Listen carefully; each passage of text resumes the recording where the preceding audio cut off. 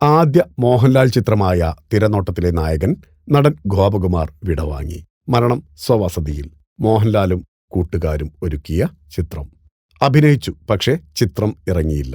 മോഹൻലാലിന്റെ ആദ്യ ചിത്രമായ തിരനോട്ടത്തിൽ നായകനായി അഭിനയിച്ച നടൻ Kaithamukku Punnapuram Krishnankovil junction TC83/1076/1 MRA 134 advocate KP Gopakumar അന്തരിച്ചു. 73 വയസ്സായിരുന്നു. 1978 മോഹൻലാലും സുഹൃത്തുക്കളും ചേർന്ന് നിർമ്മിച്ച തിരനോട്ടത്തിലെ നായക കഥാപാത്രത്തെ അവതരിപ്പിച്ചത് ഗോപകുമാറായിരുന്നു. മീര എന്ന 16-കാരിക്ക് വിചിത്രമായൊരു സ്വഭാവമുണ്ടായിരുന്നു. തനിക്ക് താൽപ്പര്യമുള്ളവരെ കണ്ടാൽ തന്റെ സ്വകാര്യ അവയവങ്ങൾ പ്രദർശിപ്പിക്കുക എന്നതായിരുന്നു അത്. അത് കണ്ട് തൽപരകക്ഷികൾ രസിച്ചാൽ അവൾക്ക് ലൈംഗികാനുഭൂതി അനുഭവപ്പെടുകയും ചെയ്യും. ഇത്തരം സ്വഭാവ വൈകൃതമുള്ള ആ പെൺകുട്ടിയെ ചൂഷണം ചെയ്യാൻ പലരും ശ്രമിച്ചു. എന്നാൽ ലൈംഗിക ബന്ധം മാത്രം അവൾക്ക് സമ്മതമായിരുന്നില്ല.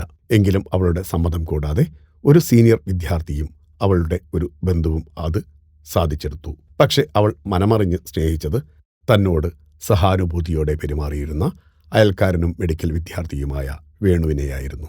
അശോക് കുമാർ സംവിധാനം ചെയ്ത തിരനോട്ടം എന്ന ചിത്രത്തിന്റെ കഥ ഇതായിരുന്നു. വേണുവായി ഗോപകുമാറും മീരയുടെ വീട്ടുജോലിക്കാരനായി മോഹൻലാലുമാണ് അഭിനയിച്ചത്. നാടകരംഗത്തെ പരിചയമാണ് ഗോപകുമാറിനെ സിനിമയിലെത്തിച്ചത്. ഈ ചിത്രം വെളിച്ചം കണ്ടില്ലെങ്കിലും 2 തമിഴ് ചിത്രങ്ങളിൽ കൂടി അഭിനയിച്ചു ഗോപകുമാർ. മോഹൻലാൽ താരരാജാവുമായി. അഭിനയം നിർത്തി ഗൾഫിലെത്തിയ ഗോപകുമാർ രവി പിള്ളയുടെ സൗദിയിലെയും ബഹ്റൈനിലെയും കമ്പനിയിലെ നിയമോപദേഷ്ടാവായി. നാട്ടിൽ എത്തിയ ശേഷം വഞ്ചിയൂർ കോടതിയിൽ അഭിഭാഷകനായിരുന്ന ഗോപകുമാർ അസുഖം ബാധിച്ച് കിടപ്പിലായിരുന്നു. ഭാര്യ ഗീതാ മേനോൻ, മകൾ രേവതി G മേനോൻ. ആദരാഞ്ജലികളോടെ ഫിലിം കോട്ട്. നിങ്ങളുടെ കരുത്തിൽ ഞങ്ങൾ ഉയരുകയാണ്. സബ്സ്ക്രൈബേഴ്സ് 10 ലക്ഷം കടന്നിരിക്കുന്നു. സ്വർണ തളിക നേടാൻ സഹായിച്ചതിന് നന്ദി. നിങ്ങളും ബെൽബട്ടൺ അമർത്തോ. നല്ല വാർത്തകളുടെ നോട്ടിഫിക്കേഷൻ ഉടനെത്തും.